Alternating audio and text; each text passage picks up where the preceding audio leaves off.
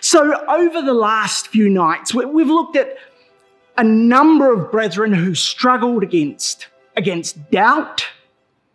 They struggled with that sense that perhaps they were mistaken, perhaps their faith was ill-placed, or perhaps they were the wrong person to be fighting on this particular day. They faced the fear of standing alone, completely alone, and looking at all those around them and thinking, well, why am I the only one who looks at things this way?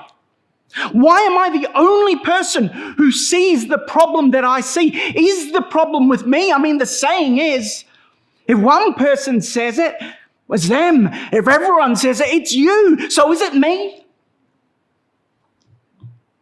And in our session tonight, hopefully we've got something for both old and young.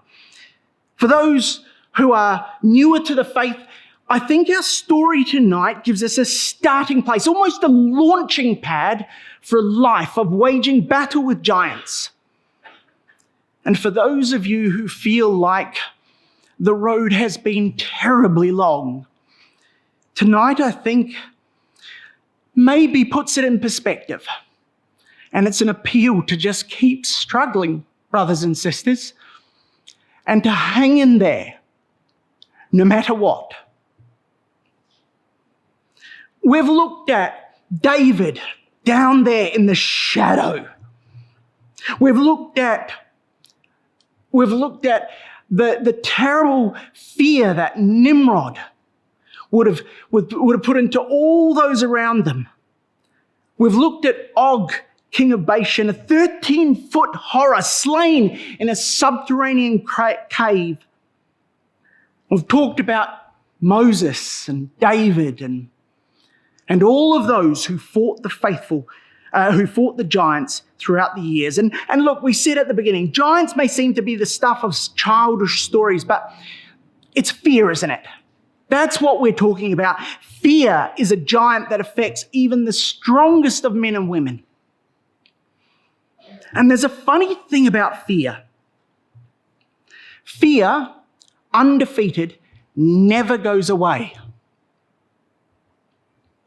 A fear unfaced just grows. It looms. It gets ever larger until fear of the fear itself can be larger than the original issue. You might think, oh, that didn't make any sense. Well, when I was 3 or maybe 4, I don't know, I had a severe asthma attack. And I got taken to hospital, and for a variety of reasons, my mum and dad couldn't be with me overnight while I was in hospital. It was a pretty minor thing, to be honest. But during the night, an intern was dispatched to take a blood sample as part of the normal observations of patients in the hospital. And there I was, let's say I was 3, I was all alone, and all of a sudden, there in the darkness, there's a man with a needle about to stab me. Now, I honestly have no memory of this moment. I was actually told about it by a nurse the morning after. But I'm told that I screamed blue murder, twisted and turned, and what self-respecting 3-year-old would not? Apparently, the intern bent the needle trying to get blood while I tried to escape, and this bit I do remember. I remember this quite vividly. At one point, I managed to break free and I ran, sobbing down that dark ward, trying to find somewhere to hide. And all my life, I've had a fear of hospitals and of needles. Now, the fear of hospitals, my wife has helped me beat. When you are married to a nurse, you have to go to a hospital now and again. But needles, I still almost pass out every single time. But here's the funny thing. I'm now more afraid of my fear of needles, my response to needles, than I am of the needles themselves. And you see, the giants of our youth, brothers and sisters, they leave scars. The fear of loneliness and awkwardness, it leaves a scar. The fear of being different and outcast, that leaves a scar. The fear of being thought foolish. The fear of not being able to do things as well as others do them. The fear of rejection. These things leave scars. And tonight we want to look at a man who he saw giants. And from the very moment he first saw these giants, he made facing them, facing the giants, facing the whole nation's fear and defeating it, he made that the engine room of his life, the driving force between an exemplary life of patient endurance. Now, we're first introduced to Caleb back in Numbers chapter 13 and verse 6, if you'd come there with me. Numbers 13 and verse 6. And we meet this young ruler in Judah. Numbers 13, we're being introduced to the spies who are going to spy out the land. And as we realized in an earlier study, that this was their idea. God agreed, said, yes, you can do that. But it was their idea. And in verse 6, we're told that the spy selected of the tribe of Judah was Caleb, the son of Jephunneh. And every one of these spies was a prince, a leader amongst his tribe. And Caleb is the one appointed from Judah. Now, you'll recall the spies traveled up the spine of the land, concealed amongst its barren peaks until they reached the southern border of Syria. And then in verse 21, we read about how, having gone up, they then came and searched the land from the far north down to the south, from the wilderness of Zin to Rehob, as men come to Hamath. And they headed south, searching this land. Presumably, they split into pairs, traveling together to spy out the roots, the weaknesses, and the strengths of this land that they were to conquer. And in that whole journey south, they only saw one city, just one. That's all they saw on their journey from the north. They only saw Hebron, the city of giants, there at the highest point of the land's mountain range. I want you to think about that for a minute. Does that make any sense to you? Spies splitting up into pairs, spreading out through the land, at least 6 pairs, traveling independently south through the land, looking at what they can see and the weak points and the strong points, trying to work out where they're going to face problems. And in all that journey, they only see one city. Verse 29 gives us an idea of the terrain that they covered during this time. It says, the Amalekites dwell in the land of the south, and the Hittites and the Jebusites and the Amorites, well, they're in the mountains. The Canaanites dwell by the sea and by the coast of Jordan. They've did a full demographic survey of the land. Mapped it all out. They know which languages are spoken in which region and which rules apply where the toll bridges are and where parking is really difficult. They've worked it all out. And somehow in this whole 6-week mission, somehow they still only saw one city and visited one brook, because that's all that's mentioned in Numbers chapter 13. Well, that's not what happened, is it? Of course it's not. That's ridiculous. In fact, verse 28 tells us it's nonsense. Nevertheless, the people be that strong that dwell in the land, and the cities, plural, that we presumably saw, are walled. They talk of the cities. But you see, of all the spies, there are only 2 who lived long enough to contribute to Moses' record. To point out to Moses where they had actually been. Only 2 survived long enough for that. And so the events of chapter 13, verses 22 and 23, they're really the record of Caleb and Joshua's survey. And by the way, even they were bound to have seen more than 2 places. But for them, and certainly for Caleb, there were only 2 places that mattered. Only 2 places worth remembering on that journey. Now, we looked at the first one a few nights back, Eshcol. It was named for the grapes that were found there. And we commented a little bit on that, but you know what? The Hebrew word used of these grapes that were found at this brook, it's not a word that any Jew would choose to use to describe grapes. Did you know that? You see, there's lots of Jewish words for grapes, a bit like there's Eskimo words for snow. There's Enab and Soreg and Pirat and many others. But you see, that's not the word they chose. The word they chose to describe these grapes means a cluster.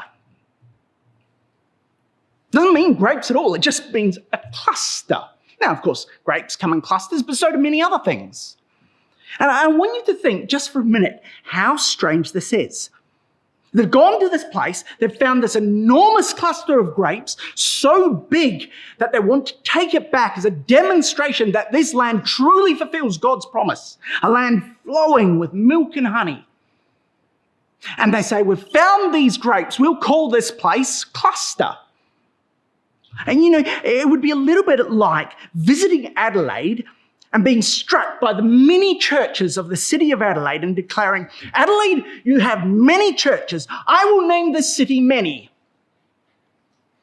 It's sort of not very descriptive, is it? I'll name it Cluster. It's a really strange thing to do.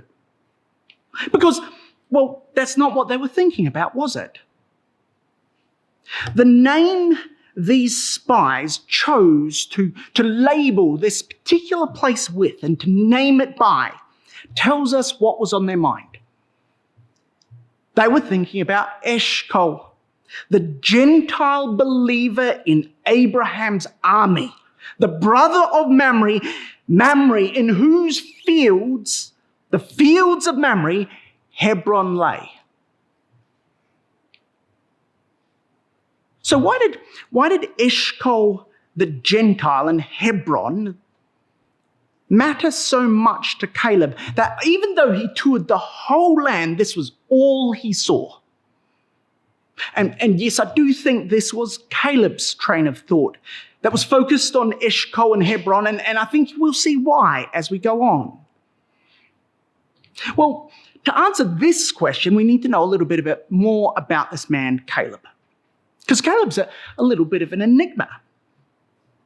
The record, at least in the King James Version, gives Caleb at least, probably at most as well, 4 different dads in 4 different passages. He's got Jephunneh, Kenaz, Hezron, and Hur. And the question is, well, that's a bit odd. Whose son was he? And a little bit of sleuth work yields us a few answers. You see, Jephunneh's a name that only appears in the context of describing this man, Caleb. Never appears outside saying, Caleb, the son of Jephunneh. That's the only context it's in. It does not appear in any family tree of Judah. To all intents and purposes, Jephunneh himself had no father in Israel. On the other hand, Caleb is described as the son of Hezron. He's described as the son of Hezron. And, well, Hezron was the grandson of Judah. We're told that in Chronicles. So we've got Caleb the son of Jephunneh and Caleb the son of Hezron. The intriguing thing is that, well, they appear to be the same person.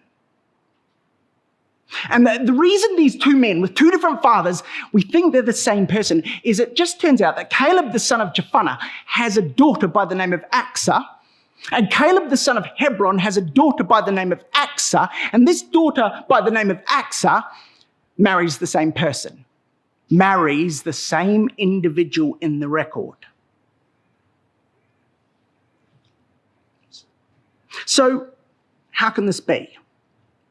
How can we have a man who is the son of two people? How does that work? Well, that's where Kenaz will help us out. You see, Kenaz is an interesting name. Prior to the time of Caleb, there was only one Kenaz in the whole record of Scripture.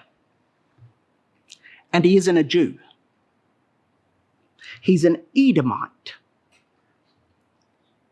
Genesis says this in Genesis, these are the names of Esau's son, Eliphaz the son of Adah, the wife of Esau, and so on, all the way down to Teman, Omar, Zepho, Gatam, and, among others, Kenaz.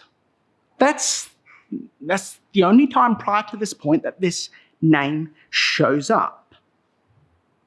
So we've got a Kenaz who was a grandson of Esau, and you might be thinking, well, that doesn't really help us, does it? But it does, because you see, I don't think Caleb was a Hebrew. The man most frequently named as his father, Jephunneh, is missing from the line of Judah. I think Caleb was a Gentile, an Edomite, the son of Jephunneh, who somehow joined the tribe of Judah and was adopted into the family of Hezron. He was in the lineage of this man, Kenaz from Edom, son of Jephunneh, but adopted by Hezron. And if that were the case, that would explain a number of strange things in the record. For example, it would explain why two new parents would choose to name their son Caleb. Caleb means dog, doesn't it? Most of us know this from our Sunday school times. And it's a word that not once in the whole of Scripture has a positive connotation. A Gentile dog. Dirty, filthy, revolting animal. Why would you name your child that? Well, these days, there's a good reason. There's a role model. But in those days, it made a lot less sense. It would also explain a number of very odd names in Caleb's family tree. Well, when you follow the family tree down from Caleb, you'll find these names, Shobal and Menethah, Elah, and others. They're found in the family line of Caleb and the family line of Edom. And if Caleb, the son of Jephunneh, was a Gentile, that would explain this very odd turn of phrase in Joshua chapter 15, where it says, and under Caleb, the son of Jephunneh, he gave a part among the children of Judah according to the commandment of Yahweh to Joshua. He was given a part among them, as though a foreigner. There's a sort of almost a tone of surprise. This wasn't expected, but it was done nonetheless according to the command of God. And it would also explain this phrase in Joshua chapter 14, where it says, Hebron therefore became the inheritance of Caleb, the son of Jephunneh, the Kenizzite, unto this day, because that he wholly followed Yahweh God of Israel. You see, that's remarkable if he's not a Jew, but if he's a Jew, well, so what? You see? And so I think Caleb was a proselyte, a foreigner. I think he was part of that mixed multitude, which really explains for us his perspective. You see, when Caleb saw a cluster of grapes, Eshcol Enab, he thought of Eshcol, the Gentile participant in Abraham's covenant. And his Bible Lands bucket list only had just one entry, Hebron, the place where Abraham, the possessor of the promise, had dwelt with 3 Gentile proselytes. These places represented Caleb's hold on the promises. Not a present-day promise of an inheritance in the promised land. Not something that he was going to have now. No. Of all the spies to be sent out, he alone had no right to possess. He'd been promised nothing. For him, Eshcol and Hebron spoke of a distant time, of a time when in Abraham all the families of the earth would be blessed, of a time when Abraham himself once more walked the land with men like Anah and Mamre and Eshcol, and just perhaps he hoped Caleb.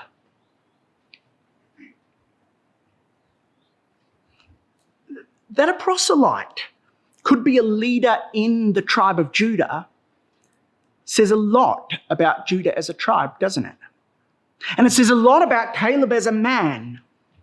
Clearly, he didn't join Israel during the plagues, but must have done it at some point earlier, during Moses' 40-year absence in Midian. For it would be a really difficult thing, wouldn't it, to become a leader in Judah in that little gap of time of perhaps just a little bit more than 12 months since their escape. To go from being part of the mixed multitude to a prince in Judah in just under 12 months seems a little unlikely. And so more than likely, he joined long before.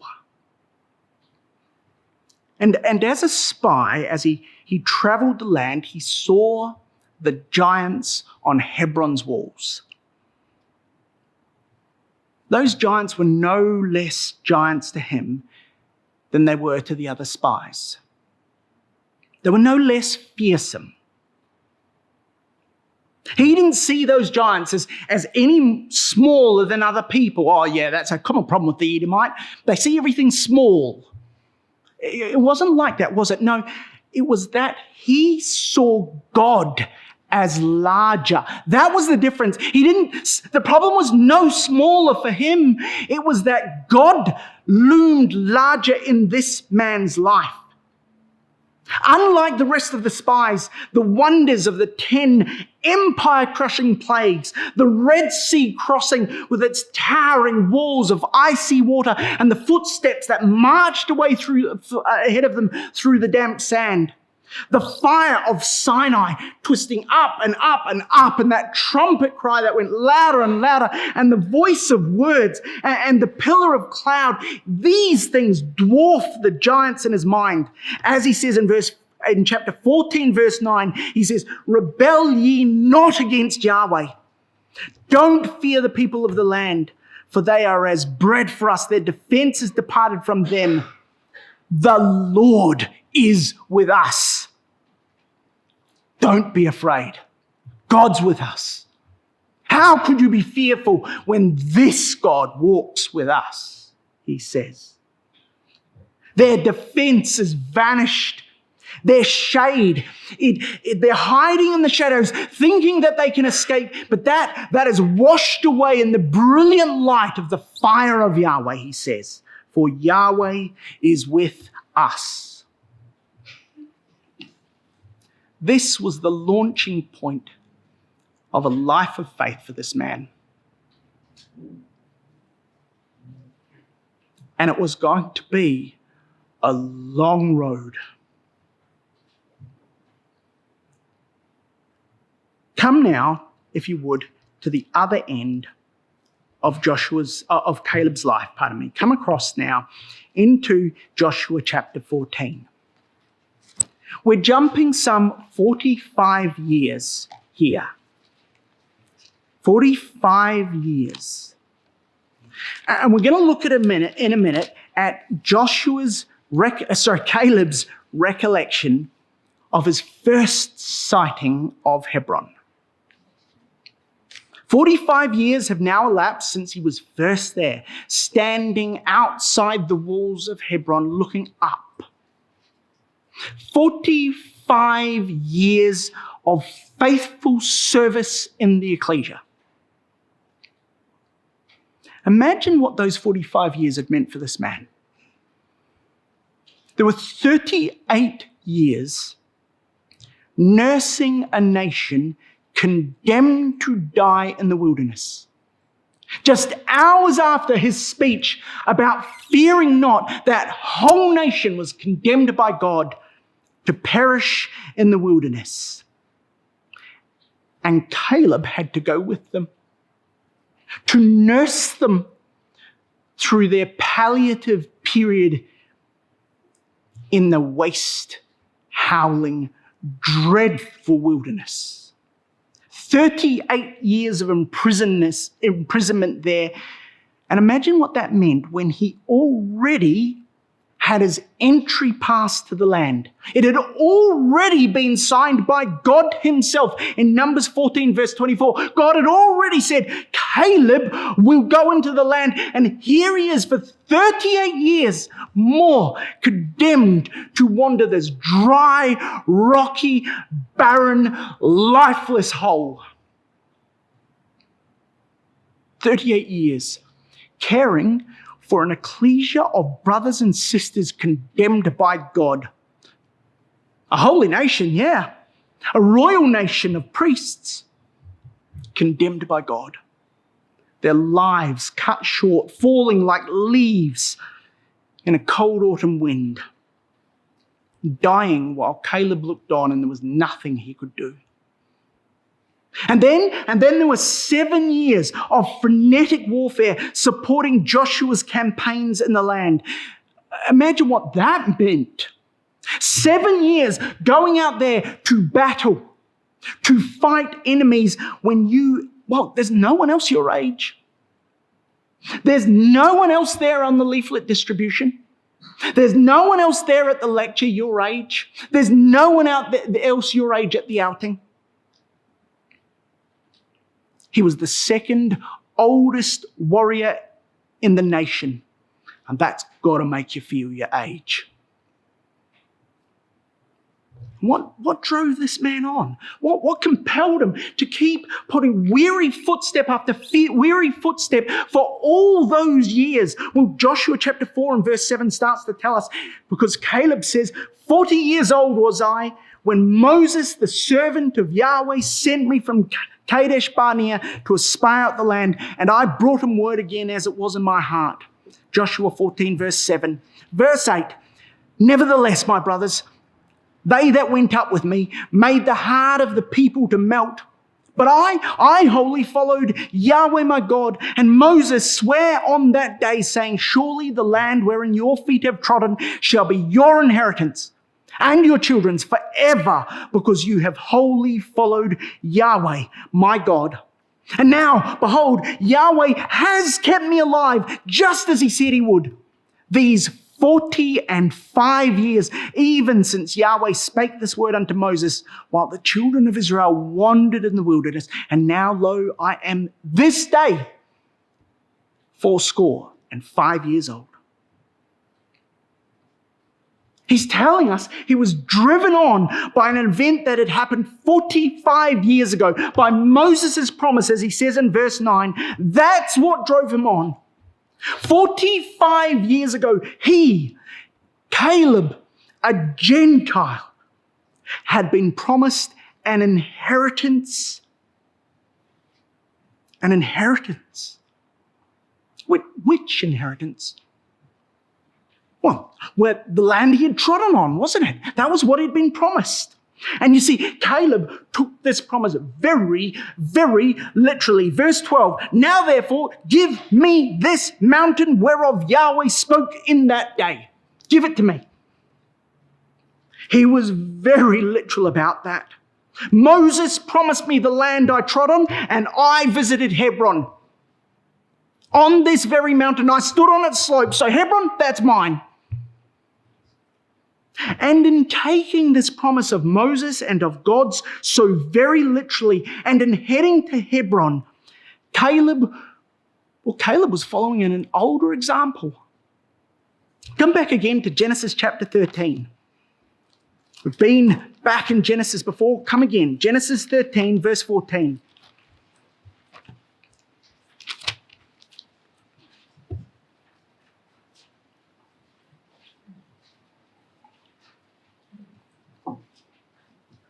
Genesis 13, verse 14. And Yahweh said unto Abram, after that Lot was separated from him, lift up now your eyes and look from the place where you are. So where you are, I want you to look north, south, east, west. All the land which you see, to you will I give it, and to your seed forever, and I will make your seed as the dust of the earth, so that if man can number the dust of the earth, then will your seed also be numbered. So, Abram, rise, walk through the land, and the breadth of it and length of it, and I will give it to you. Walk the land, he says. That's the land I'll give you. And what does Abraham do? Abraham goes to Hebron. Verse 18, then Abram removed his tent and came and dwelt in the plain of Mamre, which is in Hebron, and built an altar there to God. He goes to the very highest point in the land. God says, walk the land, everything you can see, that's yours. And Abram doesn't sort of zigzag the land, putting footprints on every single little bit. No, he goes straight to the top, right to Hebron, the highest point in the land. And in back in Joshua 14 and verse 12, Caleb says, give me the mountain that Yahweh has spoken of. Give me the mountain, he says. God hadn't talked about a mountain. God hadn't promised him any mountain. He'd been promised the land he'd trodden on. But you see, as far as he was concerned, he'd only been to one place. Hebron. Mount Hebron. Come back to, if you will, to Joshua 14. Joshua 14 verse 10. You get a sense of this kind of literality of the mind of Caleb in Joshua 14 and verse 10. He's saying to himself, God promised Abraham the whole land, and Abraham went to Hebron. Moses promised me the land I walked on, and I'm going to Hebron, because that's where I went, and that's where Abraham went. Look what he says in Joshua chapter 14 and verse 10. He says this, and now, behold, Yahweh has kept me alive, as he said, these 45 years, even since Yahweh spoke this word unto Moses, while the children of Israel wandered in the wilderness. And now, lo, I am this day 85 years old. It's almost as if he's saying, Joshua, I can remember the very moment I first saw Hebron.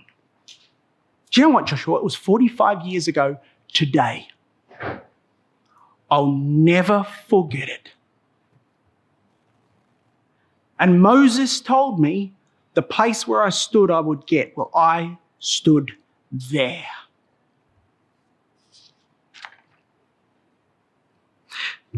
Fighting giants in your 40s, even your 30s, that's one thing. Or like David in your 20s. But fighting giants in your 80s, that's really something else, isn't it, brothers and sisters? Fighting giants in your 80s. Oh, that's hard.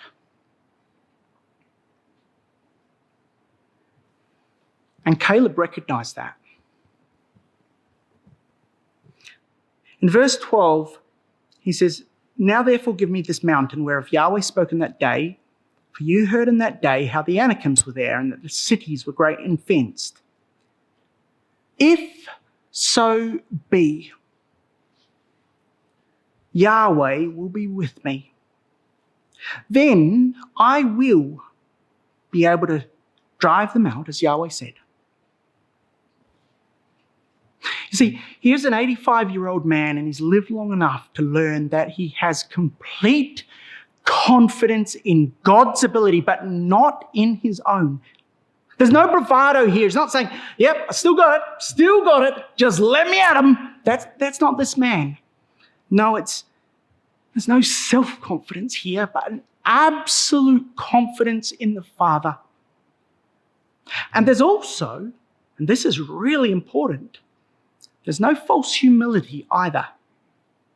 Here's a man who still feels like he can and he will. Verse 11, As yet I am as strong this day as I was in the day that Moses sent me. There's no false humility. There's no needless stepping back from the fray. What an example. What an example, I think particularly for our seniors. Those tired by the years, and of course for those younger. Here's an antidote in one man for all that ails us. Oh, that we could take essence of Caleb and imbibe it morning by morning. It really is the antidote to weariness and to inertia. Have a look at what he said. He said that we should be motivated by an unswerving focus on God's promises. And then he said, we have to take God at his word. We have to trust that if God said something, if God said you get this land, it might be 45 years later, I'll get that land. He had an absolute simple confidence that if God said something, God would do it. And he possessed the honesty that acknowledged the challenges, but saw God as greater than those challenges. He's not saying, I don't have giants to face. They're not really giants. He's saying, yes, they are giants for me too. But God is greater than them. He says this, God said, so God will, because I know God can. It's that simple. God said it, so God will do it, because God is the one who can. What an amazing example. And so, of course, Joshua blessed Caleb, didn't he? And when we read the record, and we had that read for us tonight, it reads as if what Caleb did is he marched straight up from there and conquered Hebron, and that's it, done and dusted. But that's not what happened. As much as another 12 long years had to pass until Judges chapter 1. Come across there. Judges chapter 1, verse 1 and 2. Now, if Caleb was, 85 years old when he spoke to Joshua, how old is he now? 12 years at a minimum later on. Judges chapter 1. Now, after the death of Joshua, it came to pass, we don't know how long after the death of Joshua, but after the death of Joshua, it came to pass that the children of Israel asked Yahweh, saying, who shall go up for us against the Canaanites to fight against them? And Yahweh said, Judah shall go up. Behold, I have delivered the land into Judah's hand. And verse 10, Judah went against the Canaanites that dwelt in Hebron. Now the name of Hebron was before Kirjath-Arba. And they slew Sheshai, Ahiman, and Talmai.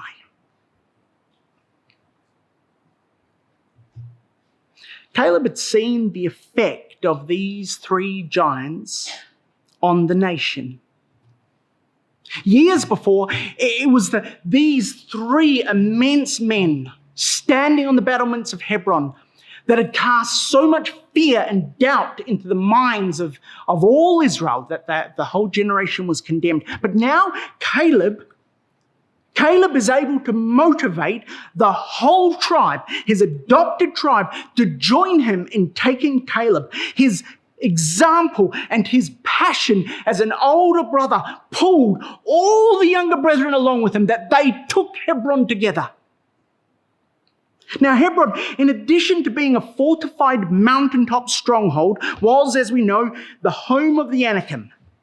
The Anakim, we saw this, it means long-necked men, tall men, or maybe the name means to strangle or choke. We don't know. But either way, we know that there were 3 Anakim there in Hebron, and they were fearsome. The Anakim, they were proverbial, weren't they? Everybody worried about Anakim. Who can stand, which is to say, who wouldn't run away from an Anakim? Only dumb people stand before Anakims. Everyone runs away. Now, we don't know how big these giants were. We're not told how tall Sheshai and Talmai and Ahiman were. We've got a lower bound. Well, we know where very tall people stop, if you like, the lower bound. Here's a man in Chronicles. He's 5 cubits high. 5 cubits high. And this man, he's not a giant. He's just very, very big. 5 cubits high. How high is that? Well, it's about 2.5 meters, 8 feet-ish, depending on your cubit. And we sort of haven't gone through this in any great detail, but there's a lot of different cubits out there. But give or take, somewhere around 500 mils per cubit. That's how tall a big person was. Giants are taller than that. And so we presume that the Anakim on this case were about 9 feet tall. So here's Caleb. He spent half a life preparing, obsessing, planning for this battle to fight these very giants. And did you notice what happened in the verse in which the battle occurred? When that day arrived, and here's the moment of battle, Caleb's there, he's savoring this day he's waited half his life for. And it says, they slew Sheshai, Ahiman, and Talmai. That's it. There are more words spent describing the Battle of Bezek earlier in this chapter, a city that only appears here and in one other verse in the entire Bible than Caleb defeating the giant-infested fortress of Hebron. Does that seem like a massive anticlimax to you? You know, I've spent the whole night building up to this moment and then, and he killed them. Sits down. That's it, done. And yet, something really interesting happens. Come back to Joshua chapter 14. Because Joshua 14, it summarizes these battles, brings them into one chapter and sort of coalesces a longer piece of history into a shorter record. And we're told in verse 14, Hebron therefore became the inheritance of Caleb, the son of Jephunneh, the Kenizzite unto this day, because that he wholly followed Yahweh God of Israel. Here's the battle again. This time, it's even more anticlimactic. It's almost if, we showed up and, look, you wouldn't believe it, but the Anakim were out. So it was easy. Now, we know they weren't out, of course, but it reads like that, doesn't it? Hebron just kind of, it became Caleb's. Didn't have to fight for it, it just happened. And then, verse 15, and the name of Hebron before was Kirjath-Arba, which Arba was a great man among the Anakims. And here's the bit. And the land had rest from war. The land had rest. Most of you know where I'm going with this. Now, of course, we're in Hebrews and we're talking about something slightly different, but there's a real relevance here, isn't there? If Joshua had given them rest in that day, God would have not needed to speak of another rest.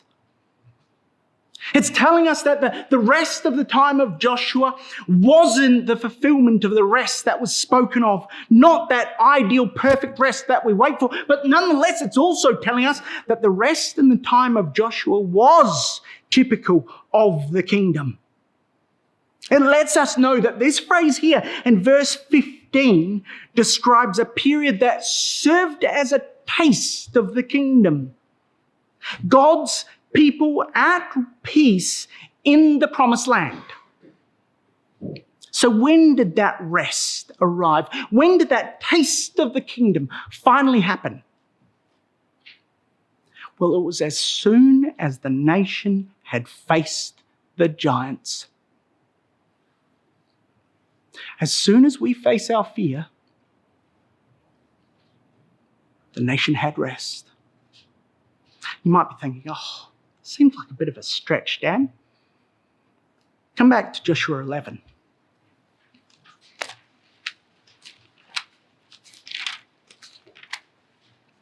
Joshua 11 and verse 23.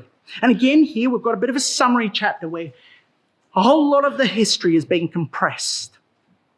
In Joshua 11, verse 23, and Joshua took the whole land according to all that Yahweh had said unto Moses, and Joshua gave it for an inheritance unto Israel according to their divisions by their tribes, and the land rested from war. There's that phrase all over again. So what was it that marked the end of the conquests and the beginning of the rest? Come back one verse. There were none of the Anakims left in the land of the children of Israel. Only in Gaza, and Gath, and Ashdod there remained, and the land had rest. Can you see what's being told us here? The summary of all of Joshua's conquests, the high point of all that Joshua achieved was that conquest by Caleb over the giants. And then and only then the land had rest. And the writer of the Hebrews tells us, and that rest that came from facing our greatest fears, it was a taste of the kingdom. You know, Caleb's life is bookended by giants for us. He enters the record staring up at Hebron's walls and at the sons of Anak there, and he leaves it standing in a Hebron now free of giants. And it's funny, isn't it, brothers and sisters, how the fears that we have in our youth leave scars. The fear of loneliness, the fear of not being able to do what others can, the fear of being thought of as foolish, the fear of rejection or being different or being a Gentile among Jews or of friendlessness. We face these in our youth. And I think as we age, as we find ourselves the oldest warriors still standing, I think just maybe we face it again. But Caleb faced this head on. He recognized the fear and he attacked. So come back to Numbers chapter 14, because here God says something really amazing about this man, and no wonder God said these words. In Numbers chapter 14, God spoke these words to Caleb. Verse 24, he said unto him, "But my servant Caleb, because he had another spirit with him, and hath followed me fully, him will I bring into the land whereunto he went, and his seed shall possess it." Truly, this man did have another spirit. Truly, he did follow God fully. He was completely dedicated over a long lifetime. And we said way back at the beginning that this man's name meant dog, and it does. And yet, like so many Hebrew names, it can be sliced differently. And the Hebrew words ko and leb mean wholehearted. A big-hearted servant of God. We're going to flick back one more time to Joshua chapter 14. I'm sorry we've been bouncing back and forth so much, trying to thread these pieces together. Last time, promise. When all the world was swaying in the wind, here was a man who stood firm. When everybody else saw giants, and only giants, he could see something more. And Joshua chapter 14 and verse 7, it says, 40 years old when Moses, the servant of Yahweh, sent me from Kadesh Barnea to spy out the land, and I brought him word again as it was in mine heart. You see, the others came back and they told him what they saw. They brought up an evil report of the land which they had searched, saying, the land through which we have gone to search is a land that eateth up the inhabitants thereof, and the people that we saw in it, the men of giant stature. And moreover, we saw the giants, the sons of Anak, which came of the giants, and we were in our own sight like grasshoppers. They brought the report of what they saw. But Caleb, he brought the report of what was in his heart. He said, speak unto all the company of the sons of Israel, saying, the land unto which we have passed over to spy it, it is a very, very good land. And it was a very, very good land. But you see, Caleb, as he looked on that land, he was seeing more, brothers and sisters. Because as he looked, he saw a Gentile standing there with the very first Hebrew. He saw a land in which rivers of milk and honey flowed. He saw a mountain rising above all the rest, and above it all, he saw himself in it. That's what he saw. And we know, brothers and sisters, without a vision, the people perish, and they did for 38 years and more. But this man, he had a vision deep in his heart. He knew there were giants to defeat. He knew there was the valley of Rephaim, of the giants to traverse before glory. And he faced the whole nation's fear, and he defeated it in his old age. And it wasn't even his nation. And because of this, because he wholly followed Israel's God, because he was driven by a vision in his heart, because he was Caleb, he was wholehearted in his pursuit of the promise given to Abraham at Hebron. Hebron, the home of the covenant, became his.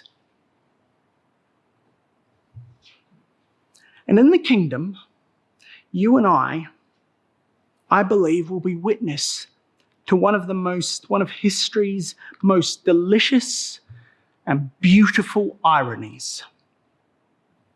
When Abraham emerges finally from his tomb in the cave of Machpelah, there in Hebron, on Hebron's eastern slopes, he's going to discover that while the land he trod is his,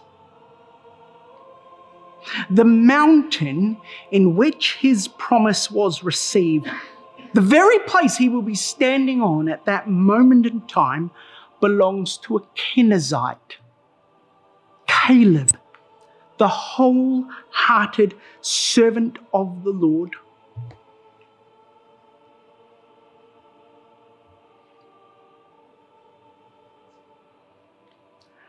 And when Abraham sees that and discovers who owns his mountain, I'm sure he's going to be absolutely thrilled.